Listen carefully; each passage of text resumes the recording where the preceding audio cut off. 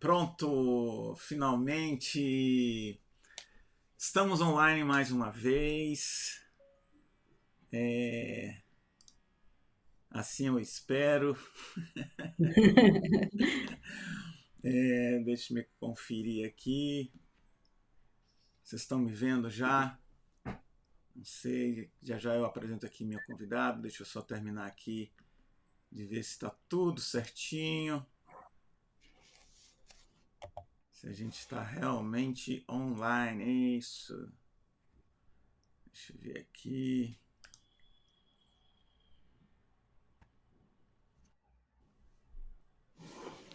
Pronto. Acho que agora estamos online mesmo, Fernanda. Muito bem, gente. Mais uma vez a gente está aqui, a gente vai fazer a nossa live de segunda-feira.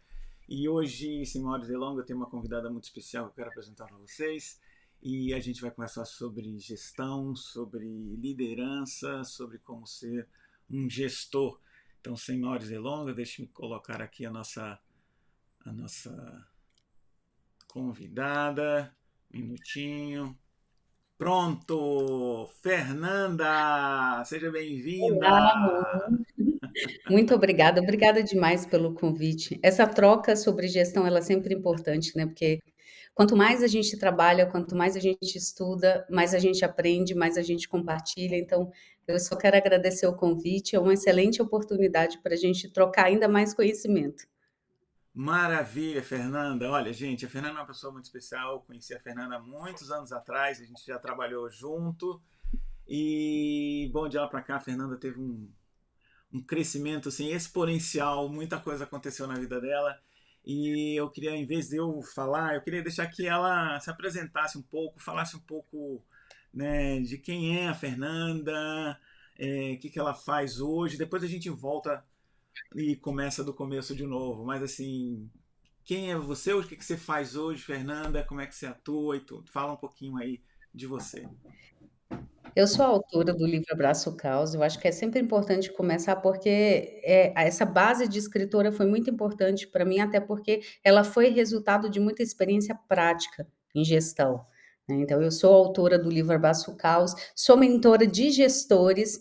Então, hoje eu trabalho para desenvolver gestores de forma prática, então, trazendo métodos e técnicas. Então, eu trabalho com muita gente que está atuando na gestão ou que quer atuar na gestão.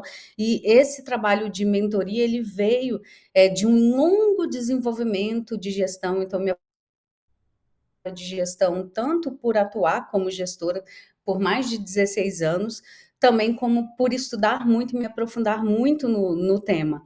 Né? Então, hoje, trazer essa forma prática, é sempre bom falar, eu falo muito a palavra prática, porque eu acho que a gestão fica muito na parte conceitual e muito no entendimento empírico, né?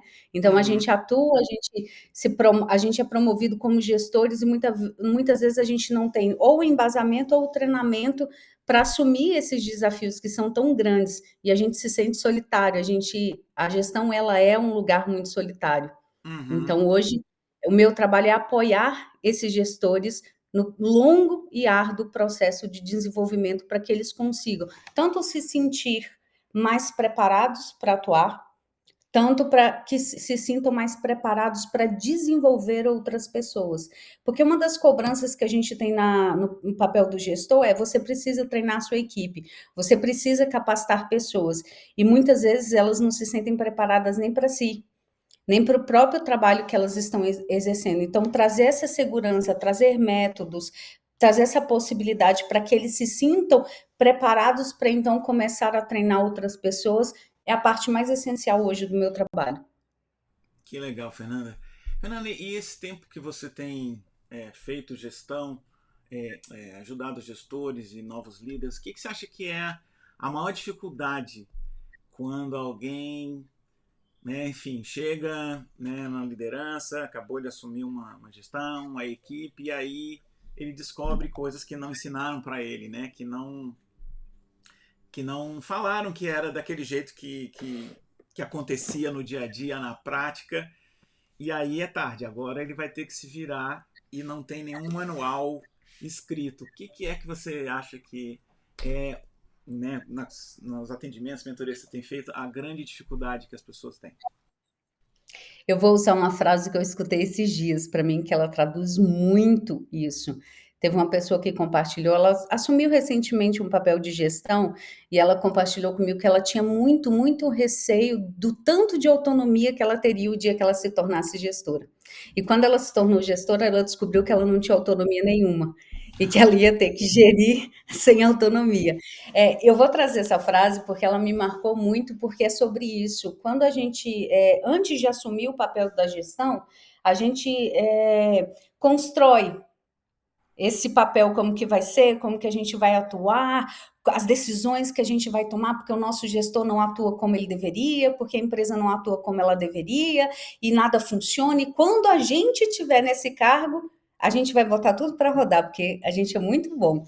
E o que que acontece? Quando a gente assume o papel de gestor, a gente descobre que não é esse mundo encantado, porque um dos primeiros desafios da gestão é você atuar sem autonomia, é você ter essa é aprender a persuadir na comunicação, na atuação, a ganhar confiança tanto da alta gestão, da sua direção, quanto da sua equipe. Então, você vai ter que aprender a ganhar um espaço e fazer com que as pessoas tomem as decisões necessárias sem você ter autonomia para isso. É um grande desafio. Caramba, Então, caramba. é Sim, você lidar com a sua expectativa versus realidades. O pessoal não brinca muito com isso na internet? sim, O sim, que eu sim. esperava e o que é a verdade. E é Uhum, isso, e porque também tem uma coisa que a gestão começa a encarar a realidade, é que, e aí eu vejo aí um problema a longo prazo, tá? Que é muitas vezes você quando começa, e às vezes até com muita experiência de gestão, tá? E a gente está falando com gente com anos de experiência de gestão, é o problema da falta de visão de futuro aplicada no dia a dia. Hoje em dia, a maioria, a grande esmagadora maioria dos gestores, eles sobrevivem de apagar incêndios, de cuidar de urgências do dia a uhum, dia, fazer com que a equipe sobreviva aquele dia, só mais um dia. Então, eu preciso que a minha equipe fique bem hoje. O que é o problema disso a curto e longo prazo?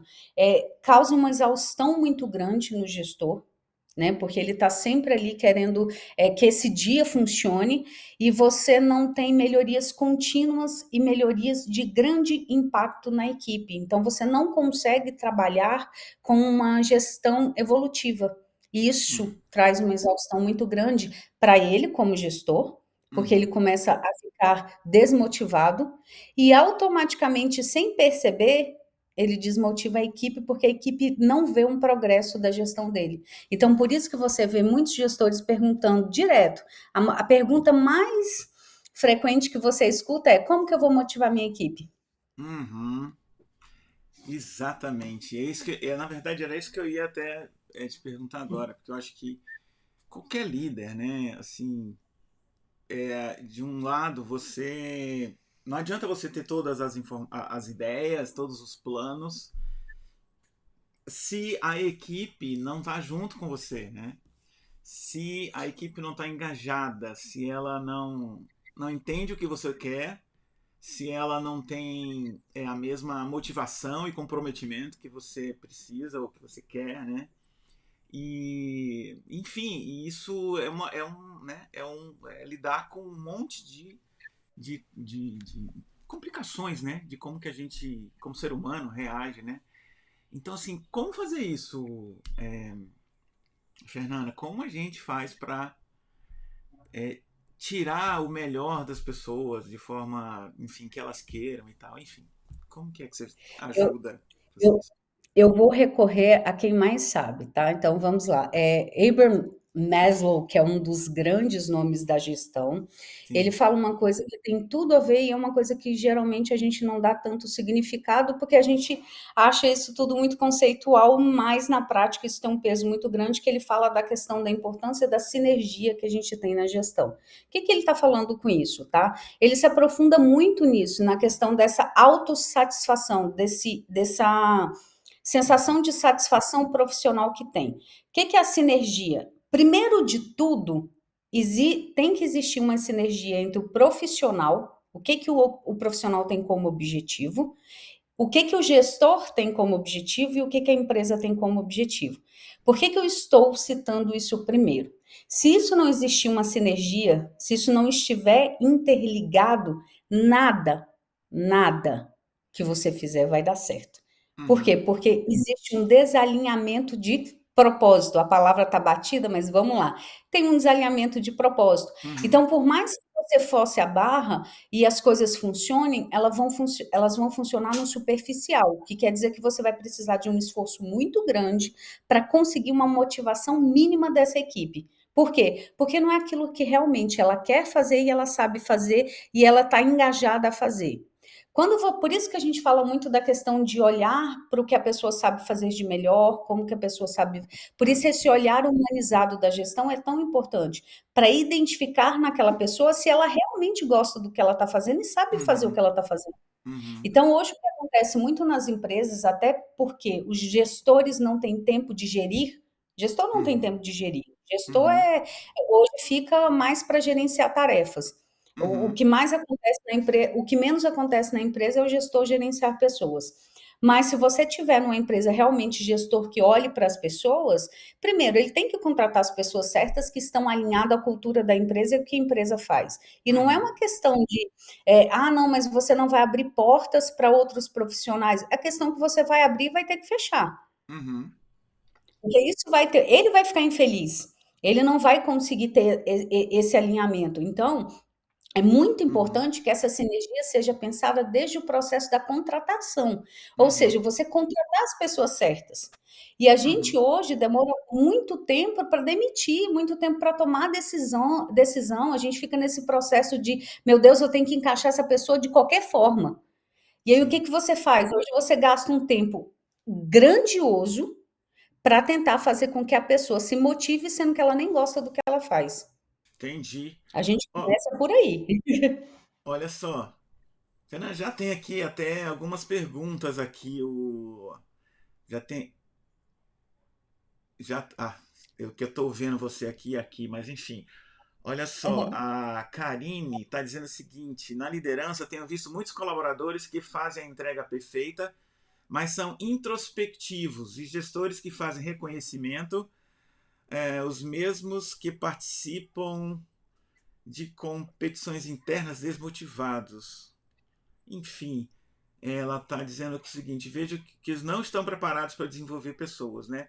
Então, assim, bom, uma coisa que ela fala aqui sobre ser introspectivo, ser, né, introvertido, extrovertido, isso faz diferença, assim? Quem é introvertido pode ser gestor, pode ser líder ou não, ou tem que ser só extrovertido?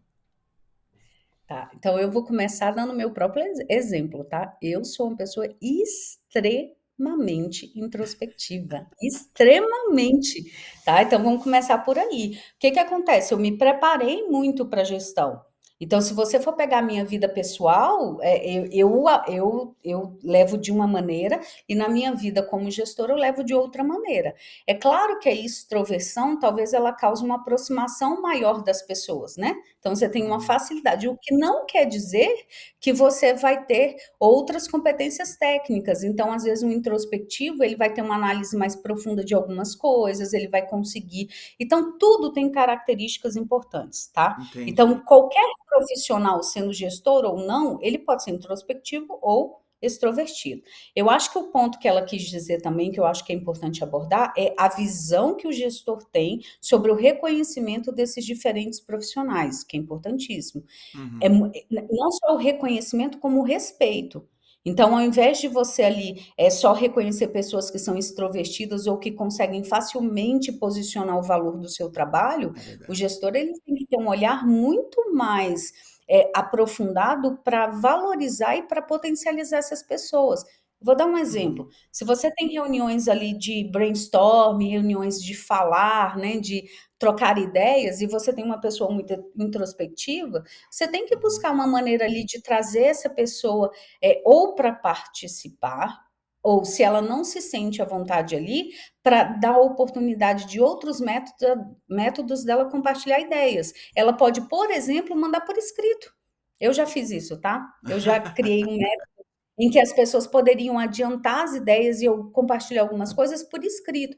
Você tem que identificar, porque às vezes é uma pessoa extremamente criativa, como já aconteceu, tá? De eu ter esse tipo de profissional e eu pensar em outros métodos em que eles poderiam participar. E ela não deixava de contribuir. Então, é só uma maneira diferente de fazer Legal, essa contribuição. legal. Eu não sei se você já viu, é uma coisa que eu sempre cito e falo isso nas minhas mentorias para as pessoas que, enfim,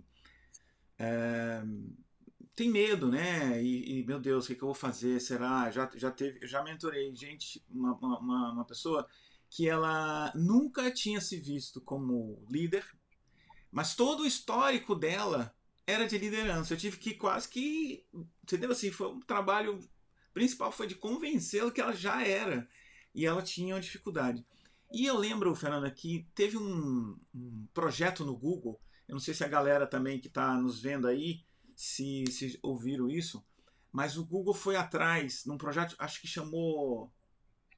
Ah, eu não sei. Aristóteles? Aristóteles, exatamente. Você com certeza tem que saber desse projeto, né? Eu não sei se a galera sabe, mas é muito legal essa história, né?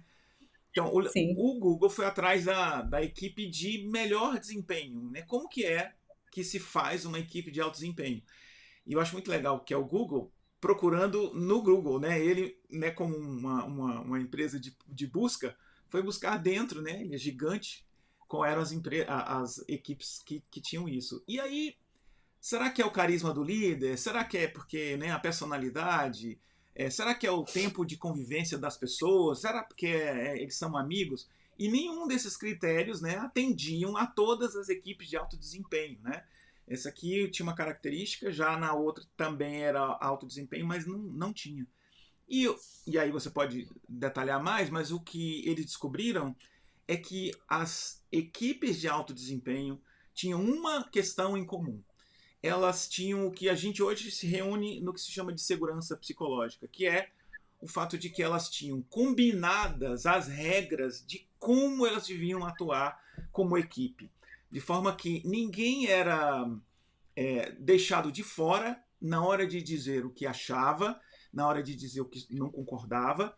Todos eram ouvidos e esse combinado era feito de forma clara, considerando a opinião de todos e ninguém tinha medo de fazer alguma crítica, de corrigir alguma coisa, de dizer o que pensava. Esse ambiente proporcionava sei lá, né, um ambiente mesmo em que todos podiam fazer o melhor, dar o melhor e conseguir um alto desempenho.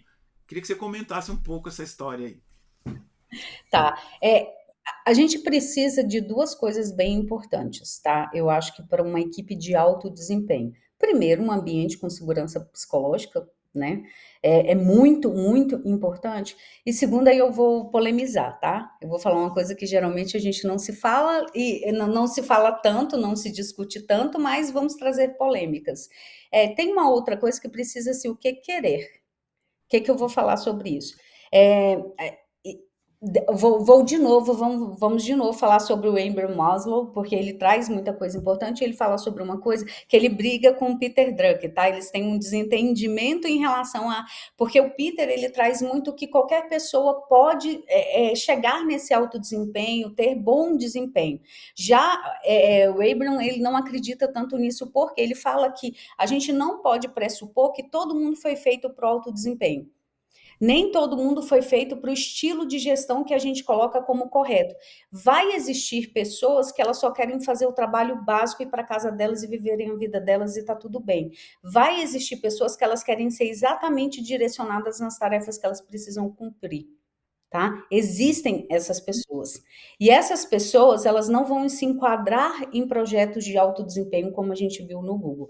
Eu estou trazendo isso porque é muito importante. Aí a gente volta de novo na questão da sinergia. O que você quer da empresa e o que a empresa quer de você? Uhum. É a primeira coisa que a gente deveria falar numa entrevista de trabalho. Aí a gente vem para a questão do alto desempenho, que aí a gente vem também para a questão de que o Jim Collins fala muito no livro dele sobre empresas vencedoras, que ele fala que um dos perfis essenciais para você ter numa empresa de alto desempenho é profissionais autogerenciáveis, Ó, profissionais só que uma coisa, sabem. já foi citado o Jim Collins aqui nos comentários, o Ah, é? Fulgêncio tá citando, olha, o Jim Collins também vai por aí quando examina as lideranças e tal. Então, você Isso. está, tá Eu vendo? não consigo, eu não Não, consigo ver os comentários, sem não, mas a gente problema. está em sinergia. Exatamente. Vai lá. Então, o Jim Collins fala uma coisa que é muito importante, que a gente, como gestor, deve olhar: é contratar as pessoas corretas e as pessoas que são autogerenciáveis. Não é para você demandar todo o tempo em ter que ensinar o trabalho que a pessoa deveria fazer. Uma coisa é desenvolver pessoas, tá, gente? Que é outra coisa. A outra coisa é você ter que o tempo inteiro falar aquilo que a pessoa tem que ficar fazendo. Então, se ela é autogerenciável, aí vocês sobra espaço para quê? Para colaboração. Aí você vem para a inovação. Por quê? Porque a pessoa ela está pensando no problema, na solução, ela está cuidando e se comprometendo em trazer resultados. Aí a gente fala de alto desempenho. Então, alto desempenho também está relacionado com perfil e não só com a cultura organizacional e com o ambiente de trabalho. Então, Entendi. a gente está falando aqui, gente, de corresponsabilidade. Para você ter uma empresa que funciona, é papel da empresa, do gestor e do profissional. Ótimo. Fernanda, aqui tem algumas perguntas que eu vou tentar juntar aqui, né? O Guilherme, ele perguntou, todo mundo pode ser gestor? É, não sei o que ele falou. Ah, é uma questão de dom ou é uma questão de preparo? E a outra pessoa, que foi o Flávio colocou também, eu acho que dá para juntar aqui, ele diz assim, tem gente que não queria ser líder, queria crescer na empresa de outra forma, que não gosta de liderar, mas acaba tendo, né, sendo obrigado porque é a única forma de crescer. Então, o que fazer? Primeiro é assim, todo mundo pode ser gestor ou não. Tem gente que não nasceu para isso, não vai ter jeito, tá? E tem jeito. E como é que eu faço se eu não quero ser gestor? Eu sou obrigado a ter? Como é que é? Junta aí e responde o que você Então achar. vamos, então vamos lá. Aí eu vou dar o meu ponto de vista, que é um ponto de vista que é totalmente contrário ao do mercado, tá? Porque todo mundo fala o contrário. Eu, Fernanda, não acredito que todo mundo nasceu para ser líder. Eu não acredito que todo mundo tenha a habilidade de liderança. Não acredito. Por quê? Eu vou explicar. O que que acontece? Eu vejo a gestão como uma profissão.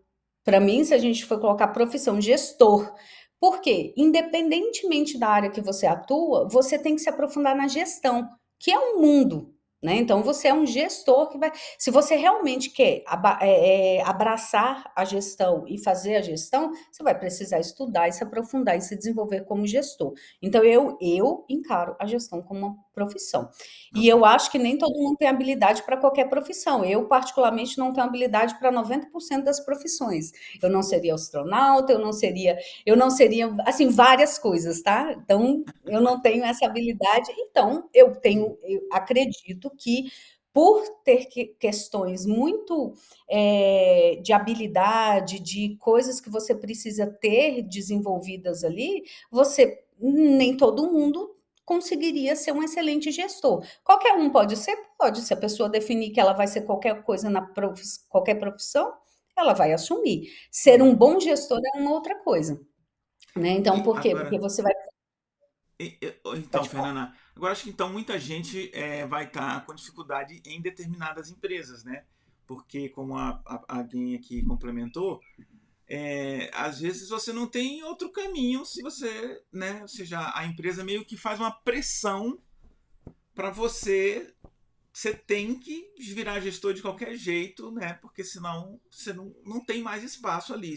Você acaba seguindo aí esse seu raciocínio, é, colocando pessoas que não querem ou que não têm esse preparo para ser gestor, e ao invés de. A pessoa é um excelente técnico, e ao invés de melhorar, né, o conjunto, acaba piorando para a pessoa, piorando para a empresa. Como é que faz para sair desse problema? Sim, a gente vai até voltar no ponto que foi a pergunta depois dessa em relação a o que que eu preciso fazer se eu não quero ser gestor, né? Eu acho que está muito alinhado ao que a Aline falou. que acontece? O grande erro das empresas, primeiro é não entender de gestão e colocar qualquer pessoa no cargo de gestão. Então, se a pessoa ela é tecnicamente boa, então automaticamente eu quero promovê-la, porque eu não preciso ir para o mercado, eu não preciso preparar realmente o gestor, eu não olho na função de gestão. Eu olho que aquela pessoa ela sabe fazer o quê? As demandas, os projetos que tem relacionados, e não necessariamente que ela seria uma boa gestora. É claro que você pode pegar uma pessoa inexperiente e prepará-la para a gestão, tá, gente? Desenvolvê-la. Só que ela precisa o quê? Ela precisa ter essa abertura para esse espaço. O erro hoje que a gente comete nas empresas é que a gente não olha a gestão dessa forma e acaba o quê? Pressionando que essas pessoas virem gestores. E o que o profissional precisa se tentar se posicionar é virar um especialista. Hoje em dia você tem muito mercado e você tem especialistas que ganham muito mais do que gestores. Então, Uhum. você tem especialistas que desenvolvem métodos, gestão, produtos, serviços, enfim, são pessoas que são consultadas o tempo inteiro para fazer tudo, inclusive são parceiros assim dos gestores, porque você tem aí né, uma visão técnica e uma visão gerencial. Entendi. Então, eu acho que tem lugar para crescimento e muito crescimento, sem necessariamente você precisar virar um gestor. Ou seja, tem que também perceber se a empresa que você está, né, propicia, né, esse caminho, né? Eu sempre digo o seguinte, que você pode não tem que concordar com tudo, né, que a empresa faz, mas tem que ser bom o suficiente para em algum momento, eu sei que Rômulo, isso não é fácil, mas você tem que ter bom o suficiente para dizer o seguinte, aqui eu não consigo mais, né? Aqui eu não tenho mais espaço, ou não é o meu perfil e tal. E não ficar reclamando, né? Porque aí você gera uma situação que você nem sai e nem para de reclamar, né? Você acaba gerando, né, um ambiente terrível.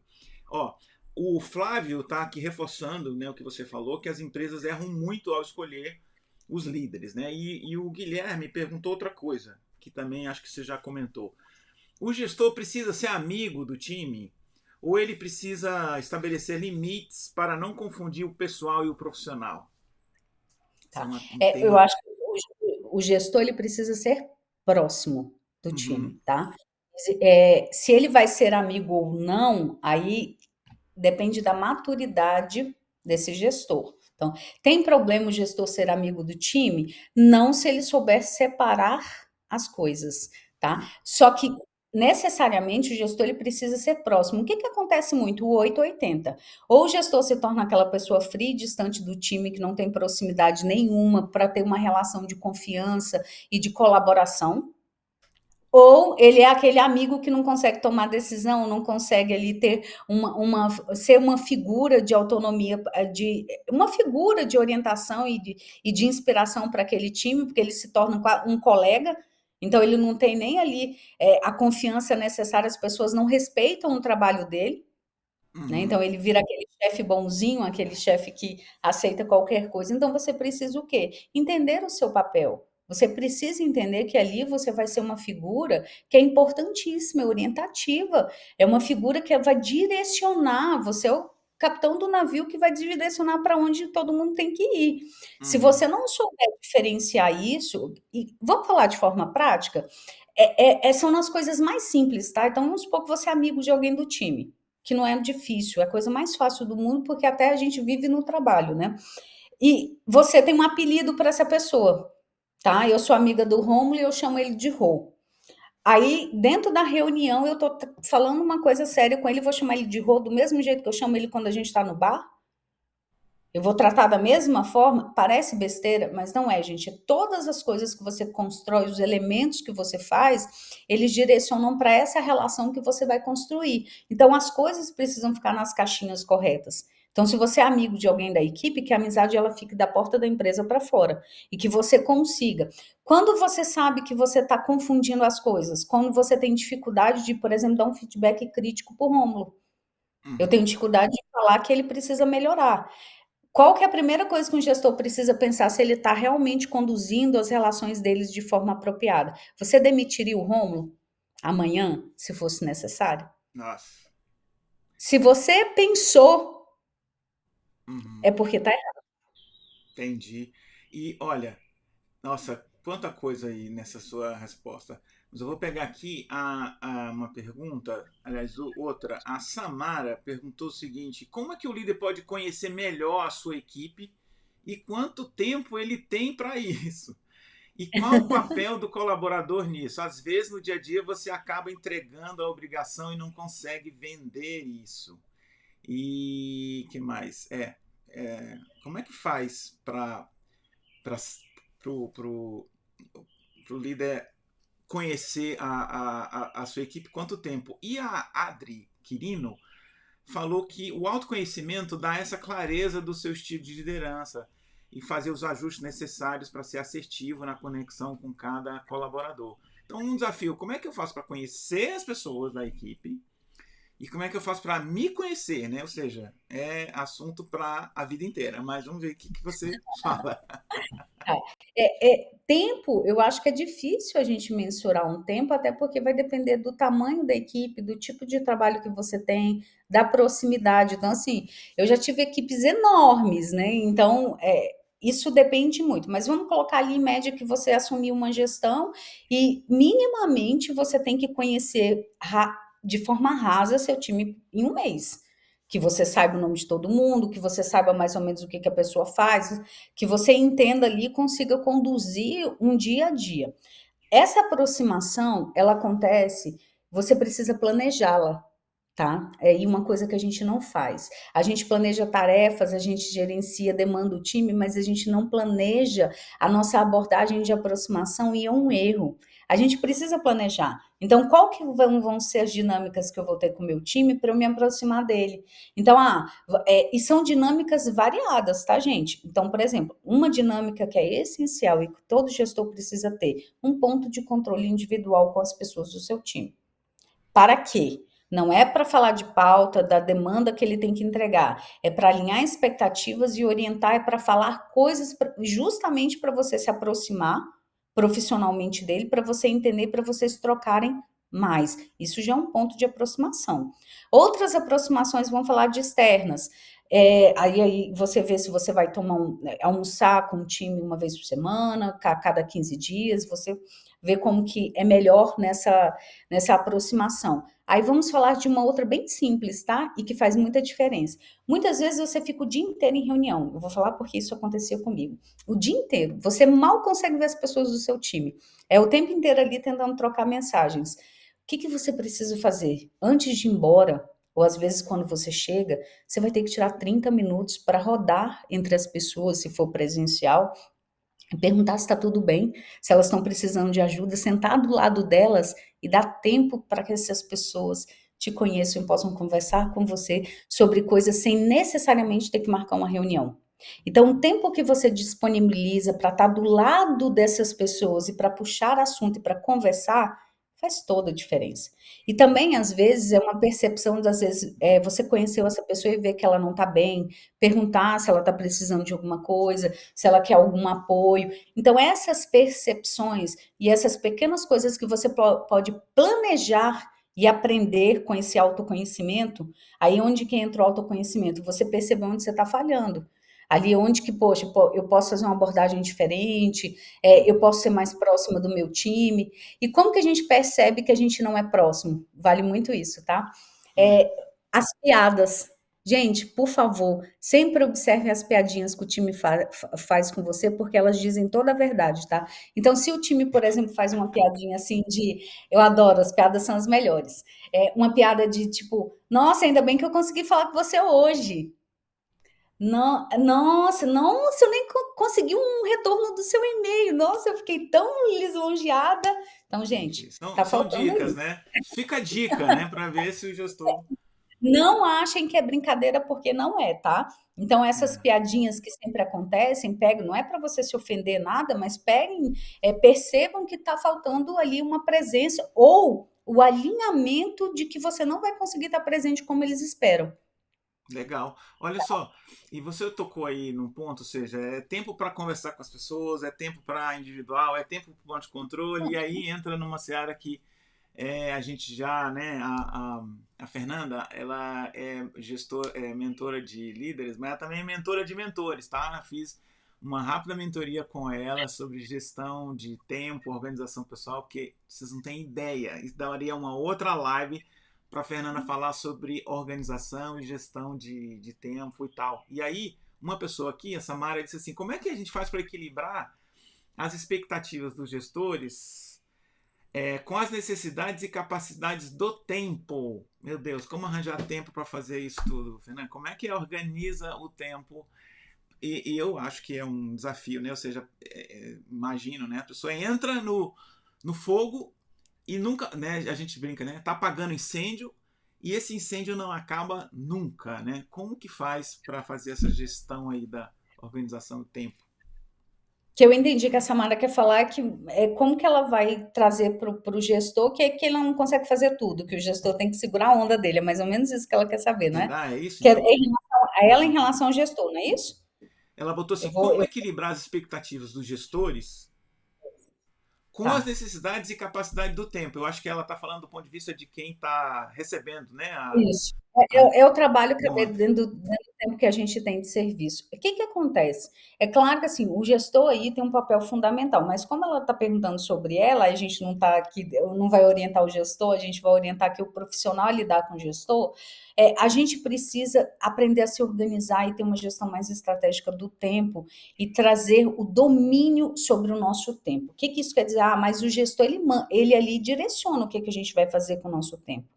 A gente acaba se colocando num papel, eu vou usar a palavra submissão do tempo, que é o seguinte: a gente vai para o caminho que as pessoas estão dizendo muito mais porque a gente não tem essa visão geral do que a gente tem que fazer. Então, quando chega um gestor e fala assim, você tem que fazer isso, a gente não está organizado o suficiente para contrapor e falar, tudo bem, eu tenho exatamente isso aqui pode ficar para quando? Quando que eu vou conseguir fazer uma negociação? Tá? É entrar na fase da negociação. Então, a minha sugestão é que você sempre tente ter uma rotina mínima semanal com seu gestor, que seja 10 minutos, tá? Em que você alinhe prioridades da semana. E toda vez que entrar uma coisa nova, você consiga o quê? Dar uma visão do que tem ali como prioridade para você fazer uma substituição. A gente fica na expectativa que o gestor vai ter tudo na cabeça, tudo que a gente precisa fazer. Então a gente acha o seguinte: se ele está pedindo, ele já sabe que aquelas outras 10 coisas vão cair. Não, ele não sabe. Uhum. Então, o que que precisa? É você trazer à tona os impactos para o gestor.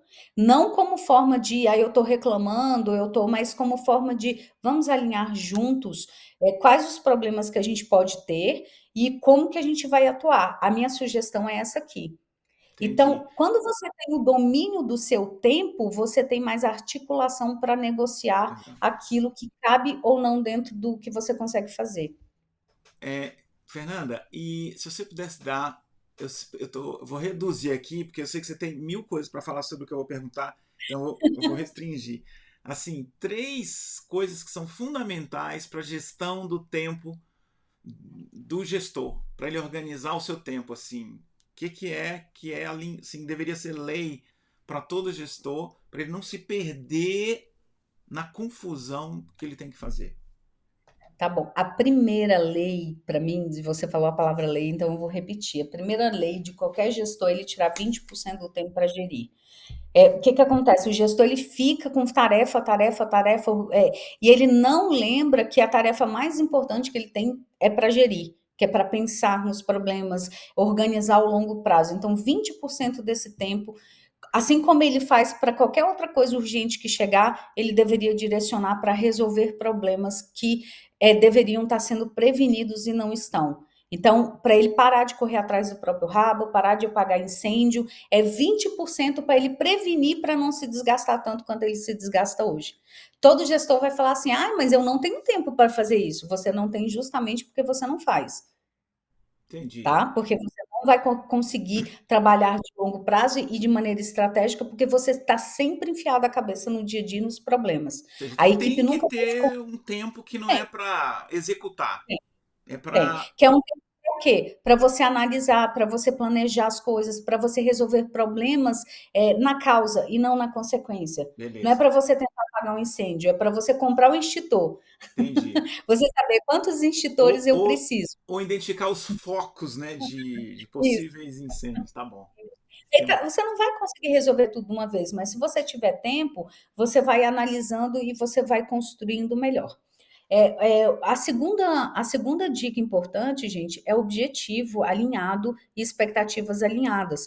O que acontece muito é que cada um vai para um lado. Muitas vezes você quer alguma coisa da sua equipe ou dos profissionais, isso não está alinhado. E você perde muito tempo com refazer trabalho. É, a sensação que eu tenho é que a diretoria vai para um lado, o gestor vai para o outro, a equipe vai para o outro.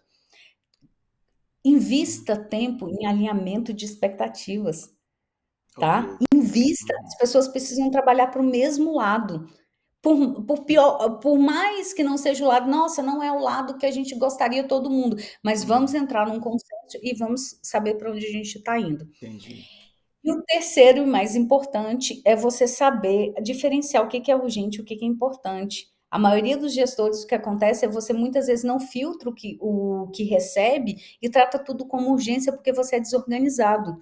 Então precisa Entendi. aprender o que que é importante, o que que é urgente, antes de você simplesmente demandar todo o time para fazer tudo em cima da hora. Muito bem. Tentei É, resumir. Nossa, resumido, isso aqui daria uma outra live, gente. É, Temos aqui outras perguntas. O Guilherme perguntou o seguinte: como é que eu posso identificar gestores promissores na minha empresa? O que eu devo procurar nesses profissionais? Eu acho que você identificar um gestor promissor é você entender duas coisas, duas importantes características que você tem num bom gestor. É aquele que ele está olhando para a eficiência operacional, que é garantir que o dia a dia seja feito da melhor forma possível. Enquanto, em paralelo, ele sempre tem uma visão de futuro que está sendo aplicada. Então, o que que acontece? Por mais que ali você não tenha uma estrutura, é um gestor que ele olha para frente. É um gestor que ele está trazendo, às vezes, assim, ele sabe que a equipe está muito sobrecarregada com processos. Aí ele está lutando para poder aplicar uma ferramenta que traz automatização desses processos. Ele luta, ele planeja, ele faz. Então, é esse gestor que consegue lidar com o dia a dia enquanto está olhando para o futuro. Porque se você tem só um ou outro, acaba que aí você vai ter que decidir. Eu vou ter 2 gestores para poder suprir essas necessidades, que não é um problema, aí você está falando do gestor e da liderança. A visão de futuro, a gente fala de liderança e a operação com eficiência é da gestão. Então, você vai perceber esses critérios ali para você trazer um Entendi. bons gestores. Legal. E outra pergunta que apareceu aqui da Glória, ela perguntou o seguinte: um líder deve dominar profundamente os aspectos técnicos da sua área de atuação? Ou a verdadeira eficácia da liderança reside na capacidade de tomar decisões estratégicas e desenvolver talentos? Tá. Depende de como você está assumindo isso. Se você está assumindo numa empresa que realmente olha a gestão, você não vai ter que dominar profundamente a área que você está gerindo. Muitas vezes, dependendo do cargo que você chega de gestão, às vezes nem conhecimento técnico você tem sobre aquilo, tá? Então, isso vai acontecer. Não precisa dominar tecnicamente. Você precisa saber o quê? Você precisa saber os princípios fundamentais para saber direcionar, acompanhar e orientar. Então, por quê? Porque você vai ter que se envolver. Então, é muito mais importante, a gente coloca o peso aí vem a questão do especialista. Como é importante ter especialistas na equipe? Quando você tem um gestor que ele sabe tecnicamente muito do que ele está fazendo, você corre o risco dele microgerenciar. Corre o risco, não estou falando que acontece sempre. Mas corre por quê? Porque ele fica muito apegado ao que ele já sabe fazer, ao que ele domina, ao que ele gosta de fazer, ele tem sinergia com aquilo. Sim, Então, e aí ele não se desenvolve tanto na gestão porque ele não busca aquele conhecimento. Isso não é uma coisa que é regra, tá? As pessoas, eu conheço gente que tem muito aprofundamento técnico e também se desenvolve muito bem em gestão, mas não é uma obrigatoriedade, não, Glória. entendi. É, que tem mais aqui? Estão perguntando aqui se tem algum livro novo seu saindo do forno. Acho que alguém aqui já está sabendo de alguma coisa, te provocando aqui, mas desculpa. Tem sim. Esse eu não vou poder contar não, mas tem, já está saindo muito em breve. Olha Mas aí, é uma surpresa bem grande aí. olha aí. A Fernanda, para quem não sabe, já tem, né? Ela falou no início, o livro Abraço Caos, e tem outros aí que já estão fazendo, né? Ela é uma escritora de mão cheia, como vocês viram, baseado bastante na prática. Uma coisa que eu estava lembrando aqui, Fernanda, é o seguinte: eu lembro que eu li que o, um dos principais motivos de hoje de demissão, de problema que as pessoas têm no trabalho é a relação com o seu superior imediato. Né? Então, ela pode ser tanto positiva no sentido de a pessoa aí ser uma boa relação, ela vai além de uma série de problemas, desafios, que às vezes até a empresa como um todo não dá condições, mas a relação com o gestor é tão boa que a pessoa fica por causa dele ou dá um pouco mais. Mas o contrário também. A empresa é maravilhosa, tem né, excelentes benefícios, mas o dia a dia com o gestor ali superior, imediato, direto, é tão ruim, é tão desgastante que a pessoa vai embora. Ou porque o gestor, né, pede a demissão dela, ou porque ela mesmo arranja alguma outra coisa, né? Ou seja, essa relação ela é definitiva não só para o negócio, para a empresa, mas para a carreira, para as pessoas mesmo, né, para o dia a dia. Rômulo, sim, acontece demais. Eu acho que uma coisa que é uma das realidades que mais estão presentes no ambiente organizacional. Mas vamos puxar uma coisa muito importante.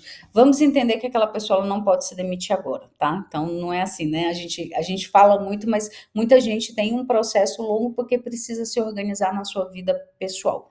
Independentemente disso, o que é um alerta que eu gosto sempre de deixar?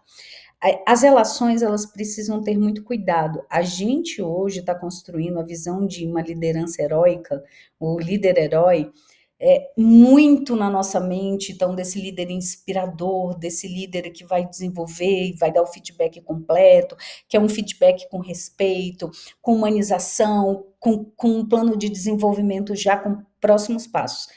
Que acontece? A gente não vai encontrar esse líder sentado ali e disponível para a gente como a gente gostaria. É claro que eu não estou colocando aqui, gente, o gestor tóxico, o gestor assediador, eu não estou colocando esses Aí que já são é, pessoas. né? Não precisa nem discutir, Aí né? eu não estou falando do criminoso, eu estou Certo. falando de pessoas normais, tá? Por que eu estou passando isso? Muitas vezes a gente, num passo, a gente está se desenvolvendo, investindo muito na nossa carreira e a gente espera ter gestores que vão somatizar isso, exponenciar isso. Ah, então eu vou ter ali uma pessoa que vai transformar a minha carreira, vai me transformar num excelente profissional. E você muitas vezes se depara com um gestor que é muito político, que é muito de relações, que é muito. E o que é o alerta que eu dou para isso? Tente olhar para esse gestor, primeiro, com respeito, tá? Segundo, tente entender o que você pode aprender com ele. Muitas vezes a primeira coisa que a gente faz é se distanciar do gestor porque ele já não está alinhado com as expectativas que eu criei na minha cabeça. Então, ele não é o gestor que eu gostaria de ter, e eu já me distancio e esqueço que podem ter coisas importantes para serem aprendidas. Então, se você, por exemplo, é um gestor ou um profissional que vai muito para o desenvolvimento de conhecimento técnico, alguma coisa assim, às vezes esse gestor é uma pessoa que tem uma forte relação com o mercado e você não é tão bom nisso. O que você pode sugar dessa relação? Então, é isso, a gente não se colocar como ali, eu já sei de tudo, ele não pode me ensinar nada. Tá? Eu sei que é muito difícil ter relações com gestores que não contribuem, mas enquanto você tiver que estar na empresa, aprenda a lidar com essa situação, a ganhar a confiança desse gestor. Não entre em pé de guerra. É a pior coisa que você pode fazer. Enquanto você estiver na empresa, que você decidir que quer continuar na empresa, gerencie essa relação. Eu fiz um artigo uma vez que chama Como gerenciar o gestor que não sabe gerenciar. Nossa, que coisa, hein?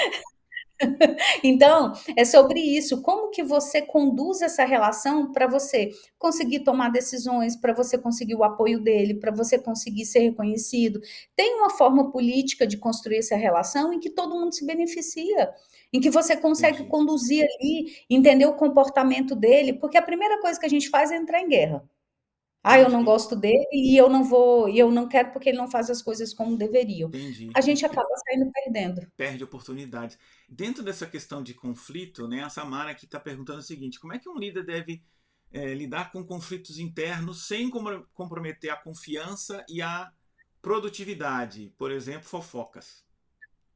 Ai.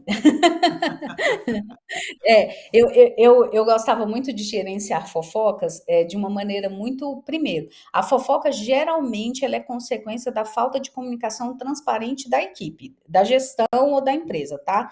Então, o que que acontece? As pessoas, quando elas não sabem das informações, elas tentam adivinhar e elas causam rumores. Aí eu tô falando das fofocas da empresa, né? De, ai, vai ser todo mundo demitido, ai, vão trazer pessoa tal. Então, isso tem a ver com o quê? A comunicação ela não está chegando quando, como deveria, Uhum, tá? A questão da fofoca em lidar, eu acho que assim, tem que jogar muito aberto sobre quais são os valores da equipe. Então, os valores, o que que é aceitável numa equipe e o que que não é. O gestor sempre tem que conduzir isso no dia a dia. Se você está lidando com uma fofoca que ela prejudica, vamos supor, o Rômulo está fofocando da Fernanda, a Fernanda fofocando do Rômulo. Eu, Fernanda, colocaria as duas pessoas de maneira muito aberta para a gente conversar e resolver essa situação, para essa situação ser resolvida entendi. e apontar quais são os comportamentos que são aceitáveis dentro de uma equipe. Né? Então, assim, tem coisas que você precisa sempre cortar e identificar que aquilo não é um comportamento que se espera e que se vai ser conduzido. Mas eu vou reforçar, gente, fofoca geralmente é fruto de uma comunicação que não chegou. E se Entendi. for uma fofoca que impacta todo mundo, faz uma roda ali na hora, nem marca uma Uhum. reunião, chama todo mundo e desmistifica, fala a verdade. Gente, tá tendo rumores sobre isso, a informação correta é essa, e a gente precisa esperar assim, assim, assim. É a melhor forma de você cortar a fofoca.